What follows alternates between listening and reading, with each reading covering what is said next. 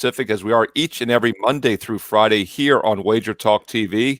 We're going to get to the final day of the regular season restart here on Friday. Also, and more importantly, an advanced look at the playoffs, as we do have some opening numbers popping for some playoff matchups.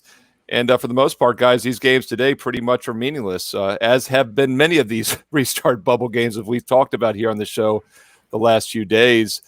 First, I'll go around the horn. Tony Finn, I'll start with you. Anything jump out for you from yesterday? Obviously, Ski had touched on the fact that Spurs game would not matter if the Suns and Grizzlies both won, and that's exactly what happened. But the Portland game late at night, which I know you had some action on, did matter.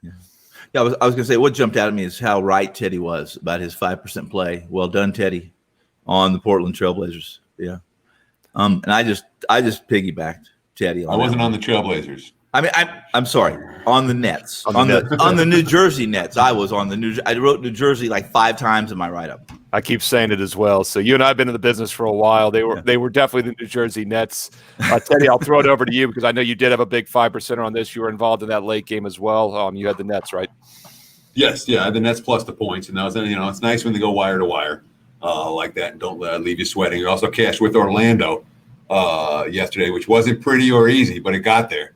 So that's like 10-1 now, the last 11 in the NBA. It's been a very nice run for the clients, and I got nothing tonight, but I am locked and loaded already with a game for the play on the play-in game for tomorrow as Memphis takes on Portland. I was surprised by the number and got involved immediately. Awesome, and of course we don't have a Saturday show, so viewers, a reminder: Teddy does have a best bet loaded for tomorrow on Saturday, and that's ready now. Surprised by the number, which makes me think you might want to get it earlier than later because that number might not be the same tomorrow on Saturday. It's sitting at 6. Well, yeah, I mean, we're not going to see much action from the public, though, until tomorrow, so we'll see which way it goes. But, Robino, I'll bring you in. What were your thoughts yesterday on Thursday overall? Well, I was involved in the same game, the late game, just in a different way. I had first half over. When they score 140 points, it's not that difficult. No sweat job at all, so we had a 1-0. But, again, I think, if you were to run the tape back, the way the 4 of us covered that game was right on the money. For Portland to be that big of a favorite, you can't lay those types of points, and taking them was a great move by both Teddy and Tony. They play close games. They can score. They can't defend. They get involved in these close games no matter what happens during the game. Whether a lead gets stretched out, it winds up getting reduced. I think the Nets went on a big 13-1 run at one point in the first half, third quarter, somewhere in there, second or third quarter. And Portland responded to that, and it became the Damian Lillard, Karis LeVert show for all intent and purposes. So, Jacques Vaughn, credit to him for bringing that team every single game. We'll see what they can do in the playoffs, and of course, Portland moves on to play Memphis, who finally. I guess they heard me. I was sick of their quotes, and they did something about it. They did something that was actually quotable in a positive way. Good matchup tomorrow. We'll see how it goes. Yeah, who would have thought the 1-6 Grizzlies, who fell all the way out of the 8th seed after going 1-6, would beat the number 1 team coming in, the best record in the league, to get into the playoff round or the play-in playoff round. Of course, Milwaukee had nothing to play for there. Ski, you'd mentioned yesterday on the show, that if the Suns and Grizzlies won, that game would not matter for the Spurs, and last second San Antonio sits everybody.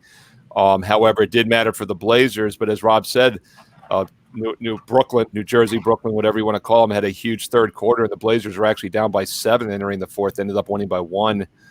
Ski, what were your thoughts overall? Anything catch your eye on Thursday yesterday?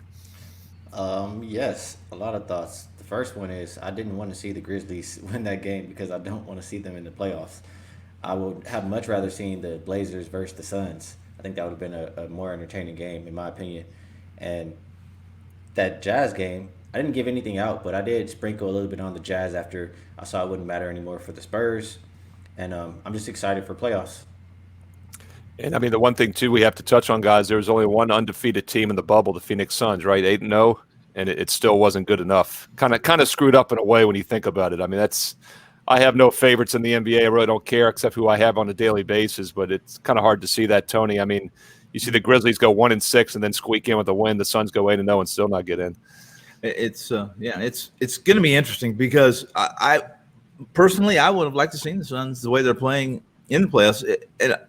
And I know that I have to say this because Profits sitting right underneath me, and he can't really hear me. But the Lakers have to be a little. Listen, I'm concerned about this Lakers team. If I was a Lakers fan, this is a tough little first round matchup with Portland. I'm assuming I'm picking Portland to win this game over Memphis. That's just me picking them. And if they had to play the LA Lakers or the Lakers #1 seed, I think it's a good series. I think it's going to be great. That's a great 1-8, I think, in my opinion. So. Yeah, Ski, let me throw it to you as a Lakers fan. I would assume you'd much rather see the Grizzlies, correct?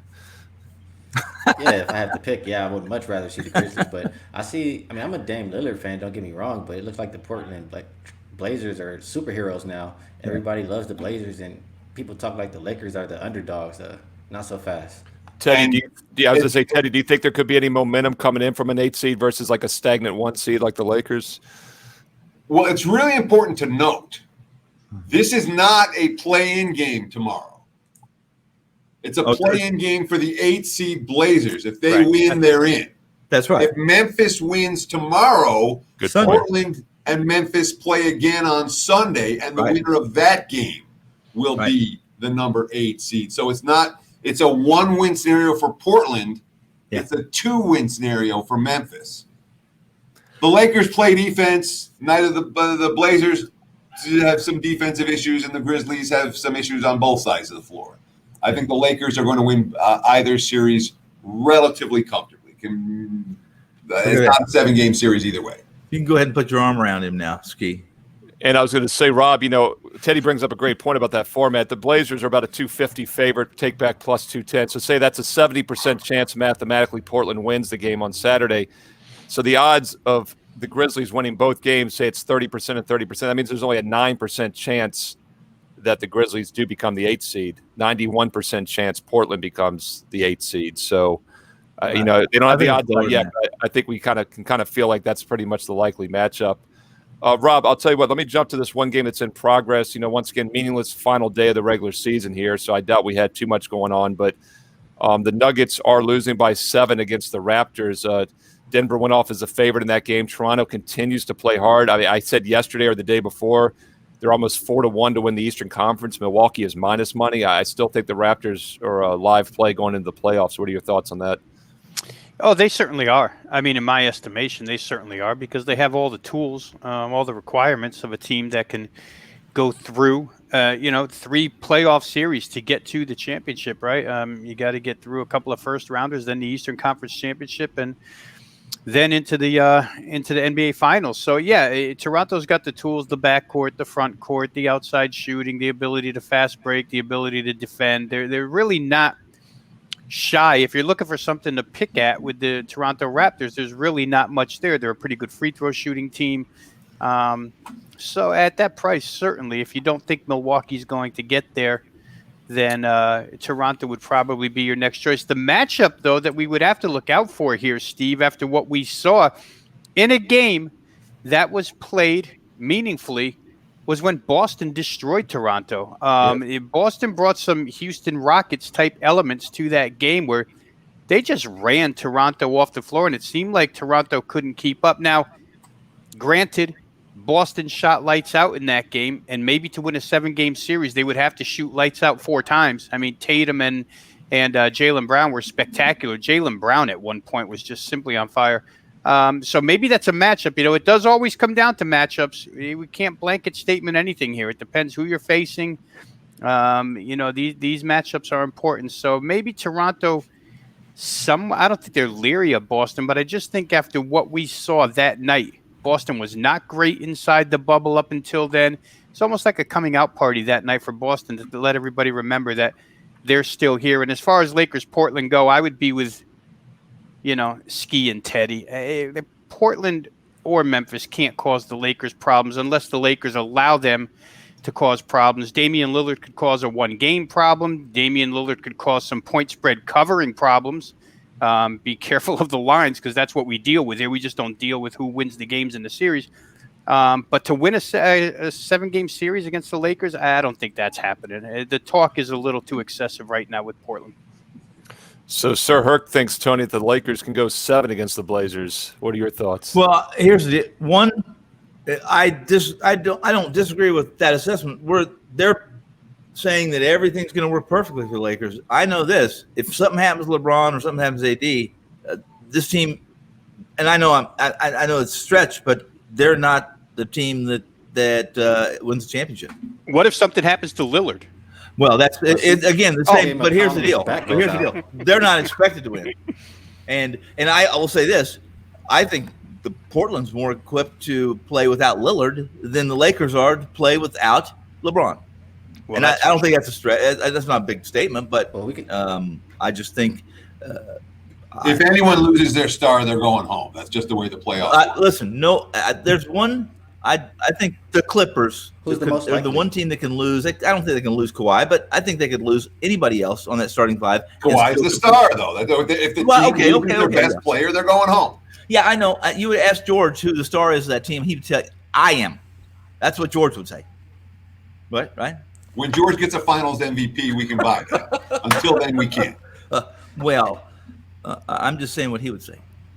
And Tone, real quick, it is apples to oranges because, again, from a point spread perspective, I'm not selling Portland short. I mean, if LA is going to run out there and give Portland 9.5, 10, 10.5, whatever, then, I mean, Portland could be a moneymaker in games in that series. But just as far as straight up winning a series against LA, either Portland or Memphis, because I don't want to exclude Memphis, those chances are slim to none. Yes. And Ski, you got the Laker jersey on, so I'll let you have the final thoughts on the Lakers. But do you think they come in strong in game one, or do you think there's a little bit of a hangover after this semi-preseason they've been playing? If I had to say just for game one, like I think Rob just said, the Blazers could maybe give the Lakers problems for one game. And if it was one game, I would think it might be the first one because they would have momentum. But outside of that, I don't really see it. And one thing I wanted to say was they said if any star goes down, they're done. Who's the most likely to go down in that series? The one who's already hurt? The one who already has a fracture in his back? CJ McCollum. I'll replace him. By the way, guys, looking at this Raptors team, if they hold on to win, they're up by 8 late third quarter. If they hold on to win, they go 7-1. The only team that was better was the 8-0 Suns, and then the Blazers went 6-2.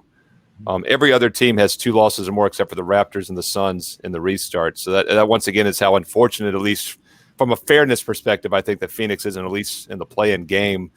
Let's look at some of these 3 games that haven't started yet. We've got one late afternoon game at 4 Eastern. Indiana Pacers, pick 'em 1 point favorite in some spots, 1 point dog in others. So we'll say pick 'em. Teddy, I'll start with you on this one. Against the Miami Heat, pick 'em game, Heat Pacers, 219 is the total. How do you handicap this one? Do you handicap it? It's the easiest pass on the board. Yeah. I mean, it legitimately is because obviously these two teams will meet in the playoffs next week. And, it's not even about quotes. It's not even about who's starting. I know that, Miami's not going to have Bam, and they're not going to have Butler, and they're not going to have Dragic, et cetera, where Indiana's going to have a couple of the guys. But it's not about who's starting. It's going to be on who's on the floor in the fourth quarter. And the fourth quarter of this game is going to be one team, the bottom of one team's bench against the bottom of the other team's bench. You want to bet that? Knock yourself out. I don't. Pass. Yeah, Rob, I think it's appropriate that this is such a toss-up game because some spots have one team favored by one, others have the other team favored by one. So it's really a true pick-em. The total, though, has risen from 216 to 219. Once again, everyone's sitting out. They don't want to show anything. You think, there's going to be no points. But as we say all the time on this show, and I like to say, playground mentality, no defense. What do you think on the total on this one, Rob? Yeah, it's kind of questionable, Steve, because Teddy just hit on it. Do you want the bottom of either bench here? And, Tony and I were both bitten by the bottom of the Miami bench the other night. I mean, they walked into the fourth with an 18-point lead and watched Oklahoma City's deep reserves go ahead and can them. And Miami could not score, guys. I think Miami, in fact, I'm looking at it right now. They scored 15 points in the fourth quarter with their deep reserves. So I don't want any part of Miami. A 15-point fourth quarter in a AAU style up and down the floor game. I don't want any part of over where that's involved. I think, again, I'll revert back to Teddy. Easiest pass on the board. The sad thing is, they make us wait a few more days for the Jimmy Butler, TJ Warren drama. But, if we fast forward ahead, we have seen this game with everybody on the floor in this bubble, and it wasn't pretty for the Pacers or TJ Warren. Yeah, Tony, is there any way to handicap this? I'm personally, by the way, full disclosure, I'm passing today on. I did not use any of the 4 games for my clients. Tony, what are your thoughts on Pacers Heat Pick'em? Well, if you believe, like, I think you might see Brogdon in this. I think you might see. You will. I think you might also see. I think you might see a starting backcourt for Indiana. It's just a matter, like Teddy said, it's a matter of when they're going to play, how much they're going to play. But if the backcourt for Indiana, starting backcourt, plays against what they're going to be up against, they may have a big enough lead when they sit in the second half to have won this game. I don't know. That's kind of my thinking, at least. If I'm thinking about how I could play this and what scenario would set it up so that I could push in on it, that would be it. Ski, what are your thoughts on this one? Any takeaways from this game? Obviously, they're going to be playing each other, but I doubt either side's going to show much. You're muted, Ski. Well, there we go. He had so much to say about this game that nothing came through. Yeah, there you go. I don't love it at all, but if I had to play, I probably would go with the Pacers just because they already lost the last game. They have Malcolm Brogdon in the lineup, and I like that, so don't feel very strong about it. Yeah, once again, I think consensus here is that this game is difficult to handicap from the panel, and I would agree with that. I would make that unanimous. Let's look at the 6:30 Eastern game, though. National TV game here as we get at 6:30 Eastern. It's going to be the Thunder and the Clippers. Teddy, Clippers a 6-point favorite. Totals around 224.5. Another game in which the total's risen a couple points, whereas the point spread has not moved.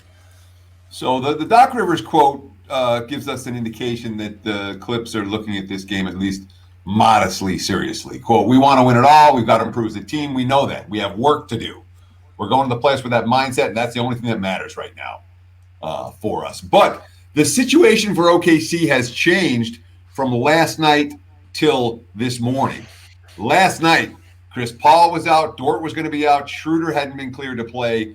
And basically OKC was, and Gilgeous-Alexander wasn't supposed to play a whole lot either, which meant it was going to be who's running the point for OKC. It would have been a point guard by committee. It would have been a real strong potential under, given what the Clips are talking about defensively, and OKC struggles without a point guard offensively. But the latest news is Schroeder has been upgraded to probable for today, which gives OKC a legitimate point guard, which makes this number seem a little bit high, perhaps, and makes me less inclined to play the under, which was my initial lean for this game on Clips and OKC. Yeah, and the total has risen a couple points, actually. Point spread, as I said, has not moved. By the way, Johnny Detroit, working hard as always, back in the studio. He just sent us the Westgate series prices. And by the way, the Miami Heat are a 3-1 favorite over the Pacers in that series, minus 310, Indiana plus 260. And the other one that we've touched upon, they have the possible matchup available, of course, with the asterisk that the Blazers must play the Lakers. But right now they got the Lakers minus 550, take back plus 425 on the Blazers. So I saw some love for Portland in the chat room. You're going to get a 4-1 payoff on that. Rob, though, we'll look at this regular season game, this meaningless regular season game. Do you think there's any meaning here? Clippers, Thunder, Clippers a 6-point favorite. Yeah, listen, Teddy and I have been connected business-wise for a long, long time now, and he's obviously learned real well because that was my absolute thought. OKC with no point guard as of this morning could have looked two ways. Could have looked Clippers, could have looked under. But the most recent injury report that we got, the 2 o'clock from the NBA, shows that Dennis Schroeder is available, and if you're going to put a point guard on the floor for OKC, it does kind of change things. Where that's concerned. So I got off this game. Don't know how to play. Can't really recommend. Steve, I've probably played more first halves in this bubble than I played the entire regular season coming in. And tonight, as Tony mentioned about Malcolm Brogdon, right? Malcolm Brogdon's going to play. On the other side of the coin, Kendrick Nunn is going to get back into the lineup for Miami. He had been out of the bubble and not with the team for a while. He's back in. If you look at him, first half is a different perspective for sure than full game. And perhaps you can take a look in those directions. I just don't have a good opinion on this game either way, first half or final. And, Tony, by the way, the Thunder will be playing the Rockets when the playoffs begin next week. Houston minus 175, Oklahoma only plus 155. So it's actually, I believe, the tightest series of all the matchups. In fact, it is the shortest price. The Rockets are only a $1.75 favorite over this Thunders team. The Clippers will be playing the Mavericks.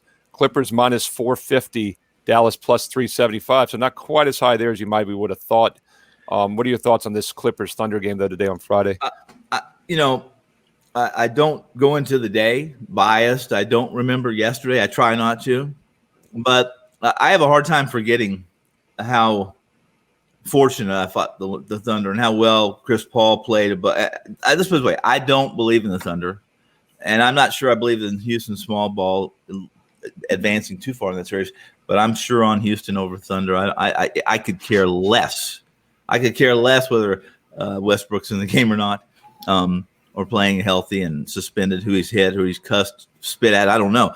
I would be on Houston, and I think that's a good price. That's good. That's a good number for me to push in on right now. Yeah, I was going to say, I'll be honest with you. Most of these ones I'm looking at, the favorites are a little short, but I think that maybe prices in, as I've said, the uncertainty of this year's playoff format. You know, I know, Teddy, we say that the cream always rises to the top. I know you said the other day you think it will once again, but some of those, the Clipper number, look a little short from what they would normally be, and that Houston line a little short as well. What are your thoughts, Teddy? I mean, do you think these dogs are more live than normal? Well, you don't get a Game 7 at home. No. You know, and that's meaningful. It's certainly meaningful in these numbers. But we also have current form to deal with. The last time the Lakers played consistently good basketball was March and February. Yeah. You know, same thing with the Clippers, same thing with the Bucks.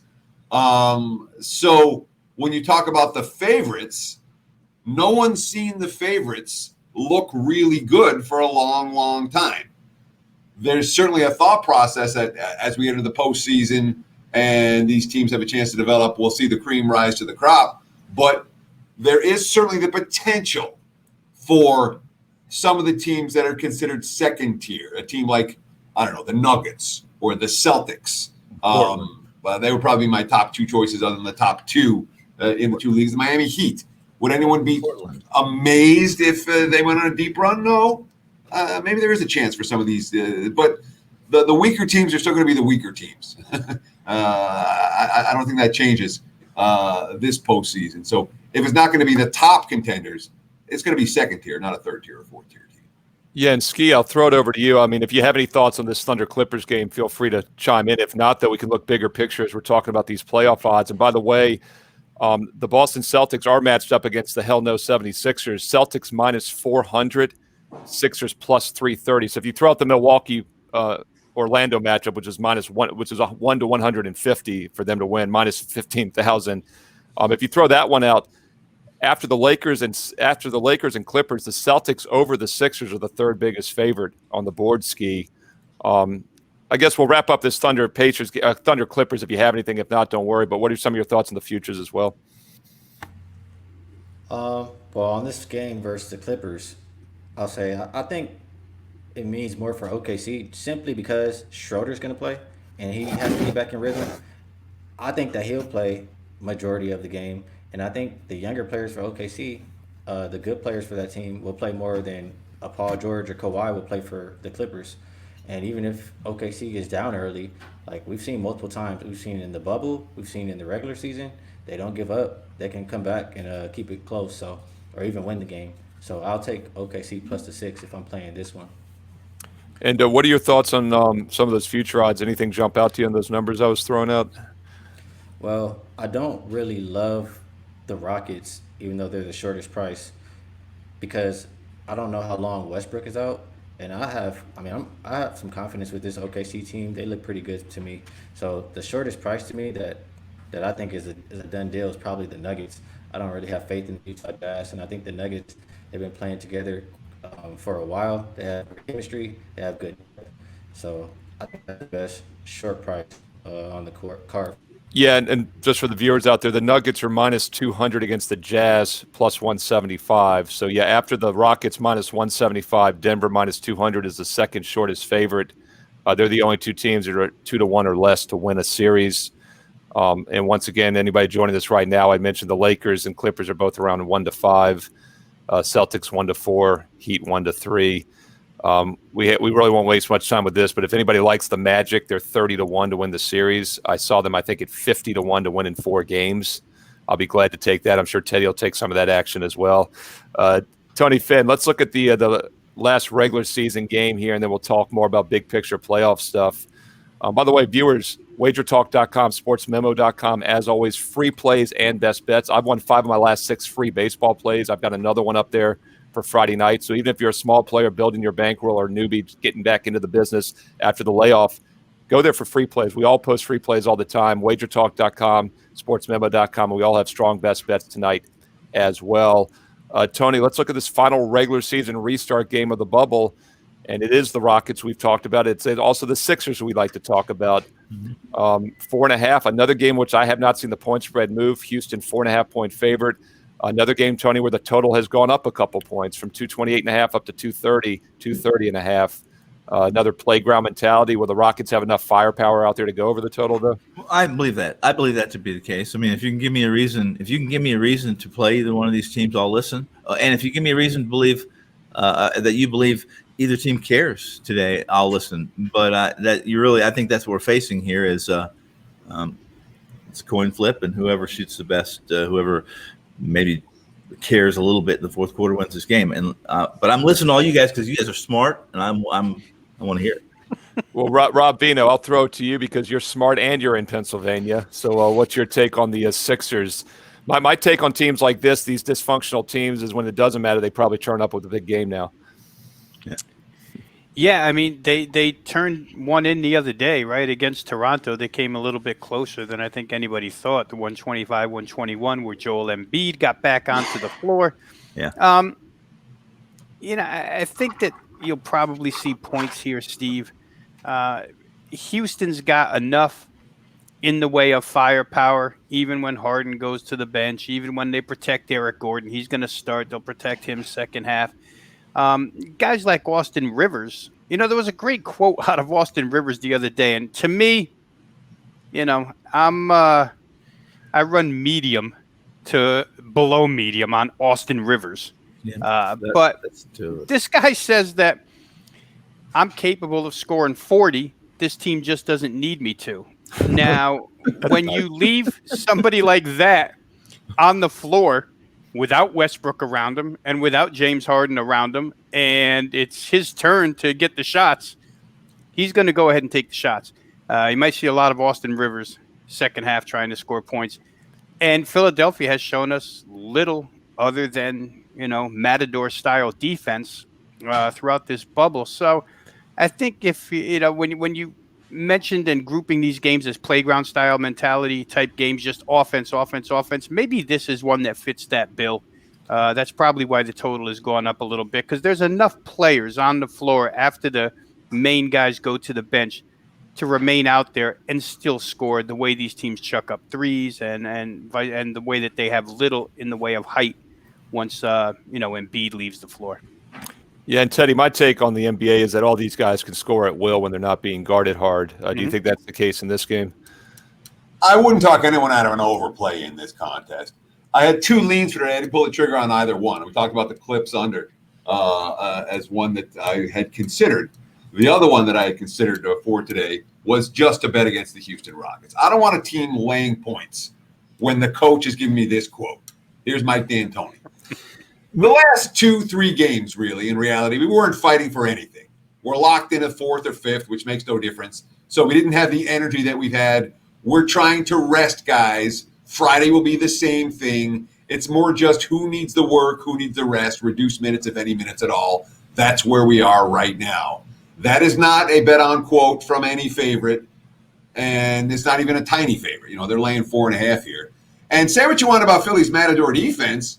Hey, man, Raul Neto's been a monster for the Sixers the last couple of games. And they will continue in that regard. It would 100% be Philly or pass for me. On the last day of the regular season, I wasn't trying to force anything, but the closest I came to making a bet today was Philadelphia plus. And frankly, if I see a 5 before tip-off, which I don't think I will, but if I do see a 5, I'll probably pull the trigger. Yeah, this line's held pretty steady. There's all 4.5s out there, so you never know. You might. I'm looking right now. I don't see anything but 4.5s, but it could happen. Ski, would you get interested in this game at 5 or more? Yeah, I don't want to repeat too much of what was already said, but I mean, I have to look towards Philadelphia. I love the quote by Teddy.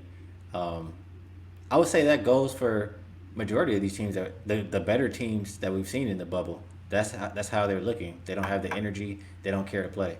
So when you're thinking about capping the playoffs and these teams like the Lakers and Clippers and Bucks and how they've looked, remember that quotes like that.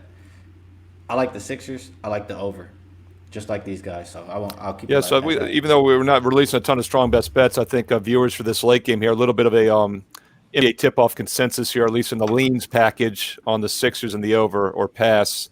And I think that makes a lot of sense on all these games. I mean, with uncertainty, I always kind of lean towards the dog by default. If you think the game's a toss-up, why not take points? And then with these playground mentality, no defense, nothing to play for, I think the over in a lot of the games makes sense as well.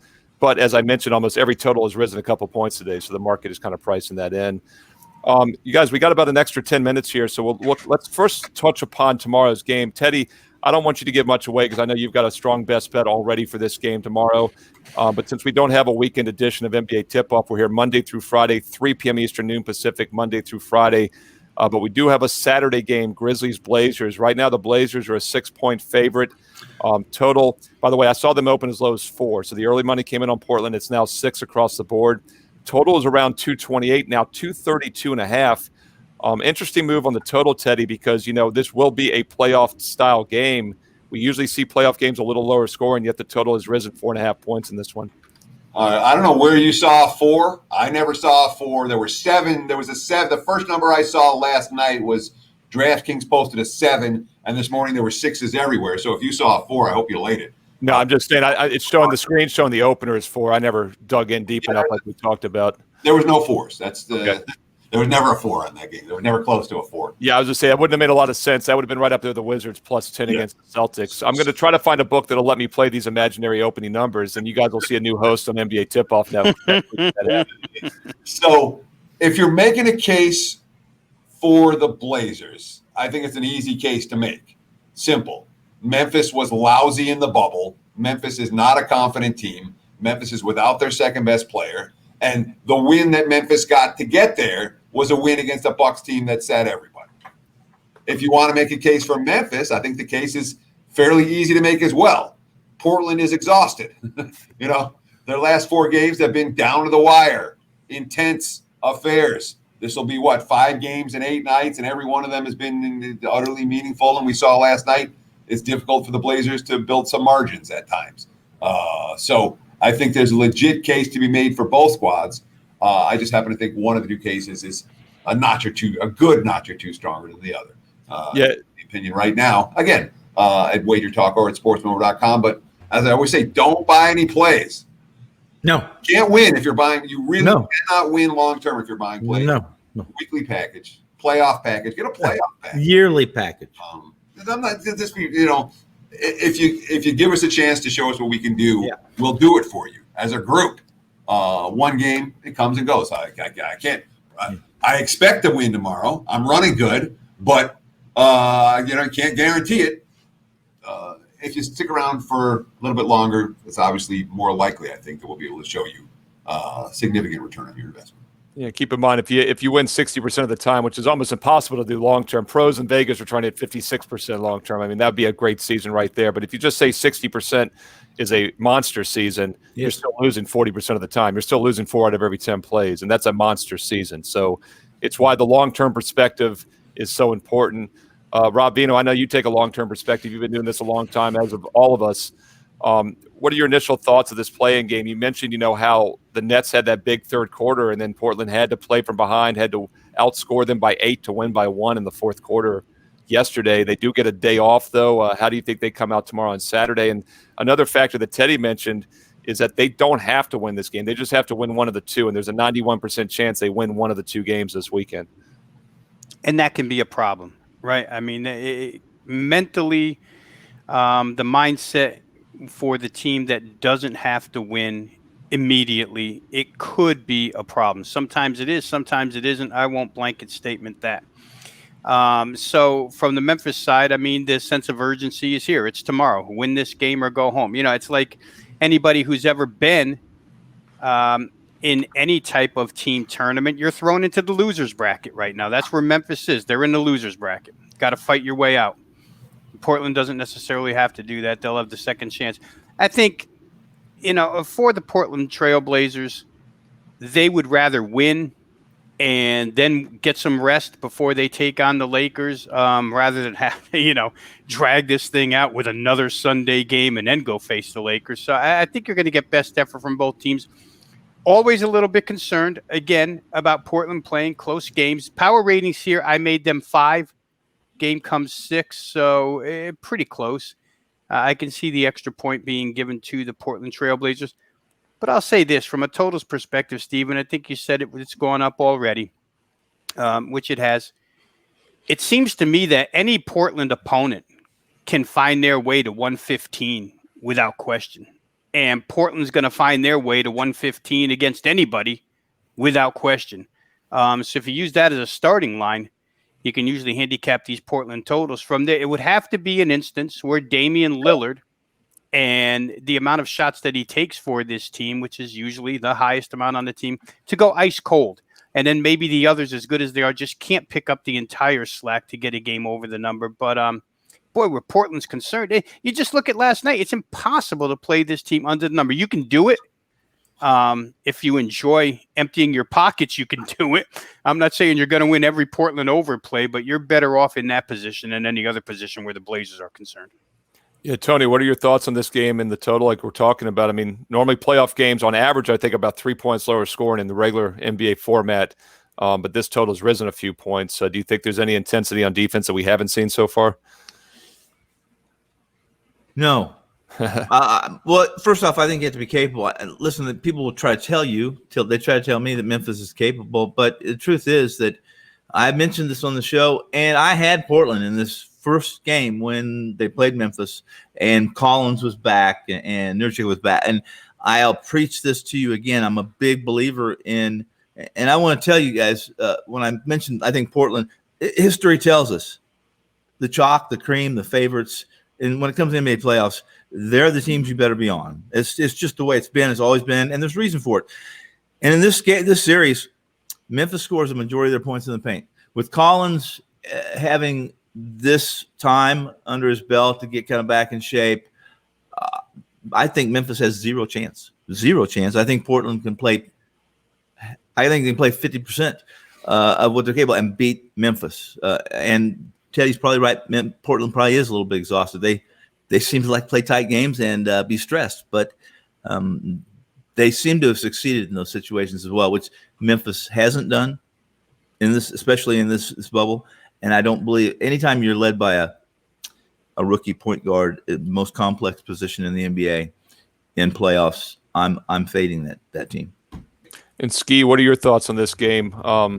The Grizzlies, Blazers, as I said, the Blazers have to win just one of the two. So there's a 91% chance they play your Lakers.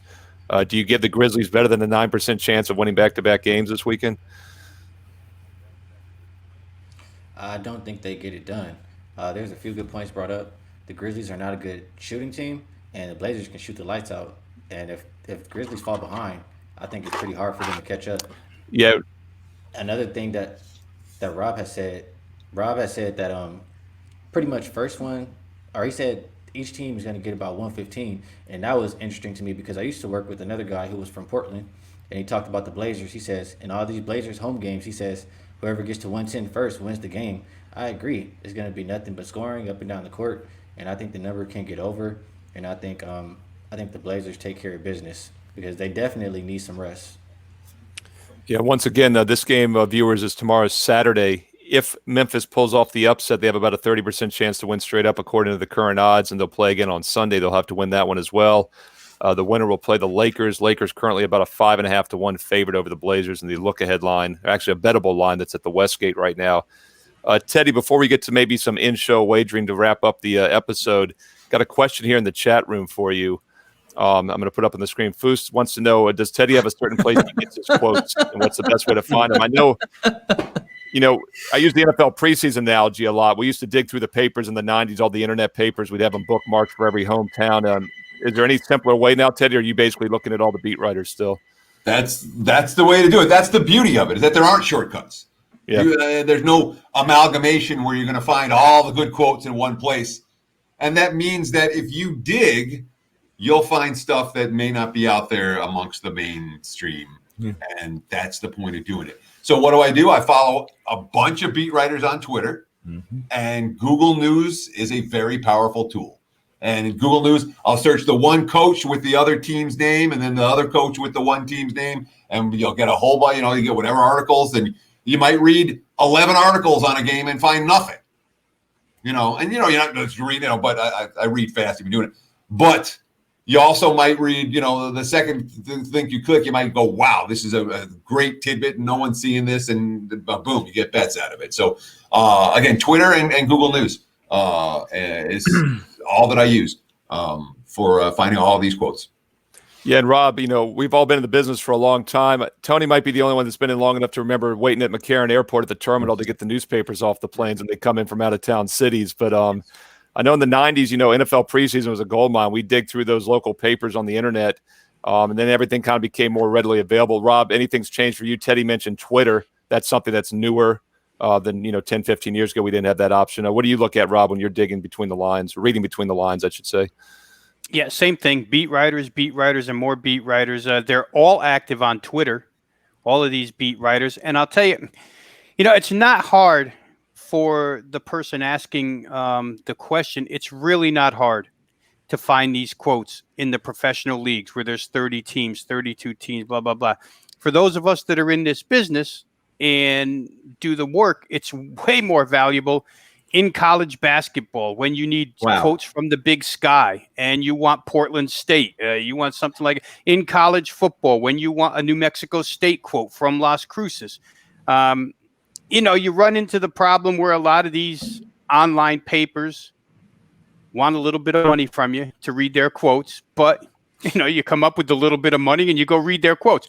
But that's where, to me, it's most valuable. The college games where there's 130 bettable college football teams, not this year, but in most years, and where there's 350 bettable college basketball teams where everybody can't find a quote on Fordham. They can't find a quote, like I say, from the Big Sky, from any of the conferences that are bettable. So, to Teddy's point, that's where you find it, and to me, that's where it's most useful.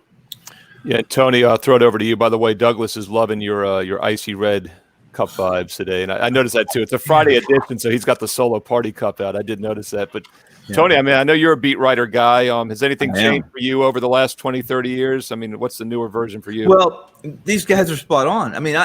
If anyone in the audience wants to be a self-handicapper, I don't care if you don't know how to bounce a basketball. That's the first thing you should be doing, is going to reliable sources. Now, after you find all these quotes and you find all the beat writers and where they live and where they write and what orbit they live in, the second job is to figure out, and you will, if you work hard enough at it, you'll figure out which ones are full of shit and which ones aren't. That's real important too. and you'll figure it out. You will. And it's fun. And that's important because bad information is worse than no information sometimes. Ski, when you're looking at these NBA games or any sport in general, I know you do WNBA. For example, WNBA, what are you digging into on a daily basis? Is it more stats for you, or do you find information there as well? Both. I'm looking at stats, and you have to. It's harder. Just like I'll double down on what Rob said with the quotes and with the college. WNBA, it's a lot harder to find information than it is in some of these mainstream leagues, and you have to follow these beat writers and get some of the information that way. If you don't watch the games, you miss a lot of information, and that's the only other way you're going to find it. So, I think the big takeaway, viewers and listeners, is that all these guys put in the homework. We all do a lot of work. This isn't just flipping coins, and this is once again why the weekly and the monthly subscriptions make so much sense at WagerTalk.com and SportsMemo.com. If you want to take the time to dig through 30, 40, 50 beat writers and papers every day while you're doing your normal 9 to 5, go for it. But if you want to spend maybe $100 and have all these guys do the work for you and you lock and load it for 2 minutes a day, you get the pick, you put it in. It's a good form of investment. You pay for what you get what you pay for. And these guys do the homework. These guys do the legwork. And you guys, we've got about a minute or two left. Throw it out there. Any in-show wagers you want heading into the week? And we have the playoffs starting next week, so we'll have some time. But anybody want any early advanced takes on these Westgate lines that we mentioned earlier? I'm listening. Tony wants the Jazz. I'm listening. Yeah, so Ski, you like the Nuggets minus 200, correct? Over the Jazz? You do? Yeah. I'll give you a game and a half, Tony. I like Nice. that. I love it. I love it. I like that game betting. I like that spread betting on the I series. love that. Game and a half. You give me a game and a half. You're going to give me the Quinn Snyder Jazz in a game and a half. Yep. So he's got the Nuggets in 4 or 5, and you got everything else. I've got to call Quinn, find out whether he's going to be giving his players cocaine this weekend. And they could win 4-2. So he's got them winning. Yeah, he could have Nuggets in 6, TC. Yeah, so you've got, I guess you got Nuggets 6 or less. So that's not too bad. That's probably a 50-50 proposition, actually. And you know something? Hell yes. Tony, you're going to take the opposite side of whatever he gives you. Hell yes. I'm like Teddy. Anything I say, he'll fade it. Anything Ski says, I'm fading it. Yeah, hell yes, I'm in. Tony's going to give him plus 160. I was just saying, I know we got to start regulating this because Tony will just say yes to anything just to have action against Ski, and probably Teddy as well. Tony, I'll let you throw one out because Teddy got you with that Wizards will win a game bet. It came down to the wire, and they won it in the last half of the last game. I backed right into that one, didn't I? Yeah, I'm telling you what. So I'll tell you what, anything else, or we'll let it simmer over the weekend because we have Monday. Let's do that. Yeah, because I mean, literally, these lines just came up before we went on air. I do my best thinking. I haven't thought about them yet. Let's let them percolate over the weekend, and when we come back on Monday, we'll talk about all the playoffs. And we'll have the exact matchups. Right now we have 7 of the 8. It looks like Blazers, Lakers, but it's a 9% chance that won't happen. But, yeah, we'll know for sure. And viewers, once again, Monday through Friday, 3 p.m. Eastern, noon Pacific, NBA tip-off. Every Monday through Friday, live here on WagerTalk TV. Want to mention also that we have the baseball bonus shows this weekend, as we do every Saturday and Sunday at noon Eastern, 9 a.m. Pacific. Mid-major Matt Josephs will be hosting that. Tony and I will be making some appearances. And also want to give a shout-out to my NASCAR co-host, Andy Lang. He's doing his 3rd straight Saturday UFC live show. And I told Tony this on the baseball show earlier, but I've been making some good money on that show, not with the in-game wagering, the in-fight wagering, which has been hot, by the way. But I cashed the 4.5 hours before Andy passed out last week. That was a moneymaker. I also had the over 2.5 hours before the first pee break. He went about 5 hours straight, and we've got a UFC pay-per-view main event tomorrow. So, viewers, that'll be at 6 p.m. Eastern live here on Wager Talk. Andy Lang's UFC Live. It's a fantastic show, a lot of fun, very casual. But he's given in-fight recommendations left and right. So if you, once again, want some free plays to build your bankroll before you make one of these subscription purchases, check out UFC Live tomorrow, 6 Eastern, MLB First Pitch, noon Eastern, Saturday and Sunday. And then, of course, we're back Monday through Friday, 3 p.m. Eastern live with NBA tip-off. Reminder, free plays and best bets from each and every one of us at WagerTalk.com, also SportsMemo.com. WagerTalk.com, SportsMemo.com. Great show, guys. Have a great weekend, and we will talk again on Monday.